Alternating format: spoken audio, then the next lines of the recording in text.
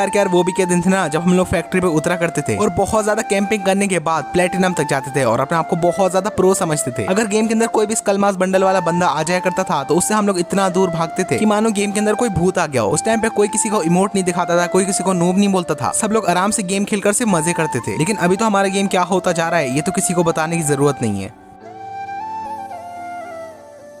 So hey what's up guys, welcome back to the video free fire old memories. तो मैं बहुत दिन से ट्राई कर रहा था मैं ये वीडियो बनाऊं, लेकिन भाई इसके लिए कंटेंट मिल ही नहीं रहा था। लेकिन मैंने सोच लिया था ये वीडियो तो कैसे भी करके मुझे बनानी है। तो फाइनली आज 4 दिन की मेहनत के बाद गाइस आज मैं आपके लिए ये वीडियो बना पा रहा हूँ। तो आज हम लोग फ्री फायर के कुछ पुरानी यादों को याद करने वाले हैं जो कि फ्री फायर के हर एक प्लेयर के साथ हुई है, और हम लोग अपने पुराने फ्री फायर को भी याद करेंगे क्योंकि हमारा फ्री फायर हमेशा से ऐसा बिल्कुल नहीं था और जो बंदे फ्री फायर को खेलते थे वो भी बिल्कुल अलग थे। हम में से 90% बंदों ने फ्री फायर को अपना स्ट्रेस कम करने के लिए डाउनलोड करा था। पहले अगर हम लोगों को किसी बात की टेंशन होती थी तो हम लोग गेम को खेलते थे और गेम में आकर मजे करते थे। फिर अगर एक बार हम लोग गेम के अंदर आ गए तो भाई जितनी भी टेंशन हो, जितना भी स्ट्रेस हो, वो सब दूर हो जाया करता था। पहला हमारा फ्री फायर कुछ ऐसा था, लेकिन भाई अभी तो अगर फ्री फायर को खोलो तो स्ट्रेस और ज्यादा बढ़ जाता है। ये बात मैं भी मानता हूँ। 2017 में चाहे हमारे फ्री फायर के ग्राफिक कितने भी लो थे, गेम के अंदर चाहे जितने भी ग्लिचेस और बग्स थे, लेकिन उस टाइम का फ्री फायर हमारे लिए सबसे बेस्ट था। अभी के टाइम में आप लोग हिप हॉप बंडल और क्रिमिनल बंडल को बहुत ज्यादा रेयर मानते हो ना, लेकिन 2017 में ये बंडल्स ऐसे पड़े रहते थे, इनको कोई यूज भी नहीं करता था। उस टाइम में हमारे गेम का जो सबसे रेयर बंडल था वो था हमारा स्कल मास बंडल और जोकर बंडल, और उनसे हम लोग इतना ज्यादा डरते थे कि मान लो अगर किसी घर के अंदर स्कल मास वाला बंदा है और अगर उसकी सिर्फ 10 HP बची है तब भी हम लोग उसके ऊपर फायर ही नहीं करते थे। पता नहीं ऐसा क्यों था, लेकिन तब भी उन दो बंडल से इतना ज्यादा डर लगता था ना कि अगर गेम के अंदर वो दोनों कभी दिख जाया करते थे तो उनके ऊपर हम लोग फायर नहीं करते थे, बल्कि उनसे इतना दूर भागते थे कि उसके बाद तो वो दिखाई नहीं देते थे। अभी आप में से बहुत सारे बंदे सोचते होंगे आखिरकार फ्री फायर को खेलने में मजा क्यों नहीं आता है, जबकि फ्री फायर को पहले तो खेलने में बहुत ज्यादा मजा आता था। तो इसका रीजन भी मैं आपको बताता हूँ। पहले हमारे फ्री फायर के अंदर कोई भी कस्टम नहीं था और ना ही क्लैश स्क्वाड मोड था। पहले फ्री फायर में जितने भी बंदे थे सभी अपने दोस्तों के साथ खेलते थे और रैंक गेम में मजे करते थे। लेकिन जब से गेम के अंदर एक कस्टम आया है ना तो कोई बंदा अपने दोस्तों के साथ रैंक गेम तो खेलता ही नहीं है। आज के टाइम में हर बंदे को अपना गेम प्ले अच्छा करना है, लेकिन शायद वो लोग ये चीज भूल चुके हैं। उन लोगों ने फ्री फायर को डाउनलोड क्यों करा था। गेम के अंदर ये सब चीजें करने से भाई बहुत ज्यादा स्ट्रेस बढ़ता है और इसी वजह से गेम को खेलने में मजा नहीं आता है। अगर अभी मैं आप लोगों से बोलूं ना कि आप लोगों ने अपने दोस्तों के साथ रैंक गेम लास्ट टाइम कब खेला था, तो आप में से बहुत सारे बंदों को तो ये चीज याद भी नहीं होगी। तो भाई अब भी मौका है, आप लोग कस्टम वगैरह छोड़ो, अपने दोस्तों के साथ रैंक गेम खेलो और गेम के अंदर मजे करो।